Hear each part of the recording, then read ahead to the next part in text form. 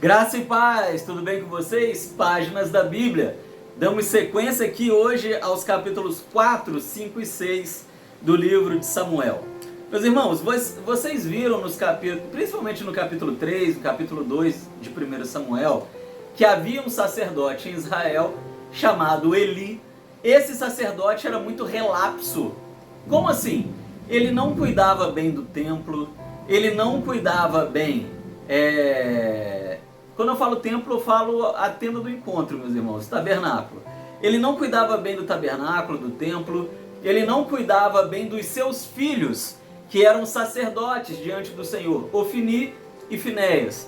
E nós vemos no capítulo 4 que Ofni e Finéias, eles eram relapsos com a obra de Deus. Eram prostitutos, roubavam das ofertas, ameaçavam os crentes, vamos dizer assim, que vinham ao tabernáculo, roubavam os crentes, ou seja, eles eram uma tragédia para Deus, servindo na tenda do encontro. E nós vemos que eles eram os tutores da Arca da Aliança, símbolo máximo da presença de Deus no meio do povo de Israel.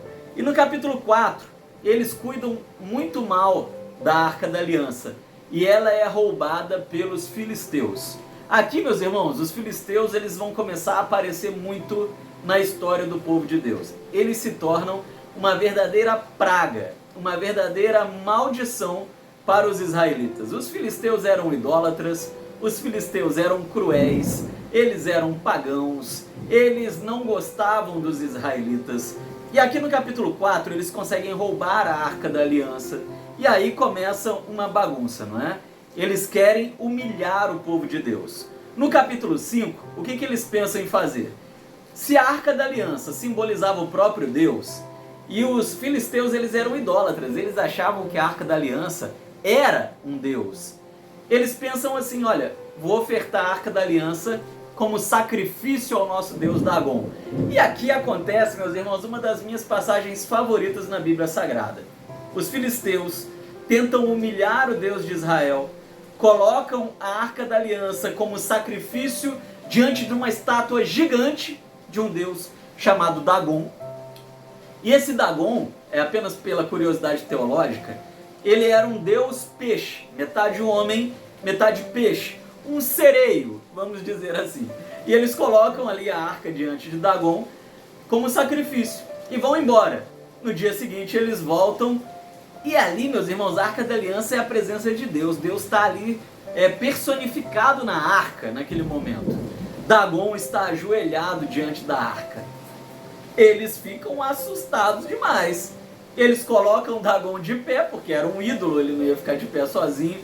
No dia seguinte, Deus coloca Dagon de joelho, arranca os seus braços e a sua cabeça. E aí... você vê filisteu apavorado, maldições começam a vir sobre a Filístia, né? Sobre o território filisteu.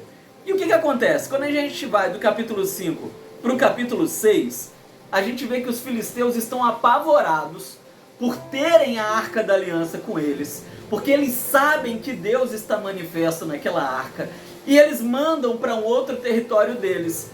As maldições que estavam ali começam a acontecer lá, e Deus começa a amaldiçoar o povo. Ratos invadem as cidades, as cidades, tumores tomam todos os filisteus.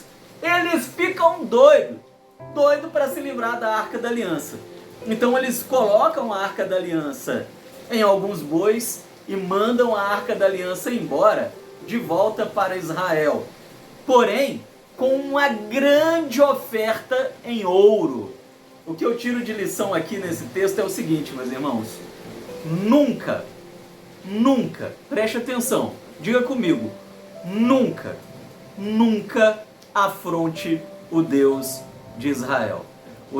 Os filisteus tentaram zombar de Deus, e Deus trouxe tal maldição contra eles. Eles que tentaram oferecer Deus em sacrifício a Dagon, Deus fez com que eles dessem muito ouro para os israelitas como um pedido de perdão e uma oferta para o eterno, reconhecendo quem é Deus e o seu poder. Você e eu precisamos reconhecer quem é Deus e o seu poder. Essa é a grande lição que nós tiramos desse texto. E a segunda lição: nunca negligencie as coisas de Deus. Ofni e Finéias trataram as coisas de Deus com desprezo, morreram por causa disso. O sacerdote Eli fez vista grossa para as coisas erradas dos seus filhos, tratou o templo com desprezo, morreu por isso também. A nora do sacerdote Eli teve um filho, e esse filho foi batizado com o nome de Icabod, ou Icabode, que significava foi-se embora a glória de Israel. Que a gente viva de tal maneira que a glória de Israel nunca se retire do nosso meio, que ela sempre esteja conosco, porque assim sempre seremos abençoados em nome de Jesus. Que Deus te abençoe. Nós vamos nos vendo por aqui pelas páginas da Bíblia. Até amanhã.